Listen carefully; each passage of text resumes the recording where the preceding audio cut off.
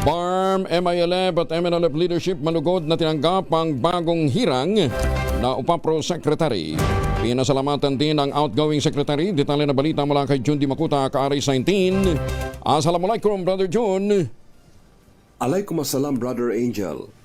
Sa kanyang pagbitiw bilang UPAPRO Secretary, pinapurihan at pinasasalamatan ni BARM Chief Minister Abdul Rauf Macacua ang hindi matatawarang dedikasyon ni outgoing Secretary Carlito Galvez Jr. sa pagtupad sa kanyang tungkulin, partikular sa usapin ng peace process ng GPH at ng MILF. Samantala, malugod namang binabati ni Macacua ang incoming Secretary ng UPAPRO sa katauhan ni Ginoong Mel Senen Sarmiento. Ikinalulugod ng BARM Chief Minister na makatrabaho si Sarmiento na nakabatay sa prinsipyo ng tiwala at respeto na may kaparehong commitment sa pagpapatuloy ng bunga ng peace process sa Bangsamoro Region. Tinitiyak ni Chief Minister Macacua na ang Bangsamoro government ay patuloy na may matibay na commitment para sa buong pag-implementa ng mga nakabinbin pang kasunduan na nakapaloob sa Comprehensive Agreement on the Bangsamoro.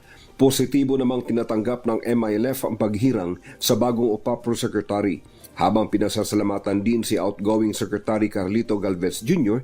sa managing papel nito sa kritikal na yugto ng implementasyon ng kasunduan.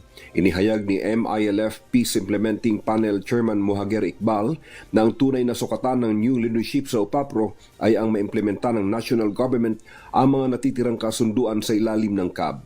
Mainit ding tinatanggap sa hanay ng MNLF ang magtalaga ni Pangulong Marcos Jr. kay Secretary Mel Senen Sarmiento. Sa pahayag mula kay MNLF Chairman Minister Muslimin G. Sema, umaasa ang Bangsamoro government na maipatupad ng tama ang kasunduan na ipinaglaban sa mahabang struggle for self-determination ng Bangsamoro people. Mula sa Central Mindanao, RH19, Jun Di Makutak, DZRH, una sa Pilipinas, una sa Pilipino. Shukran, Jun. Maraming salamat.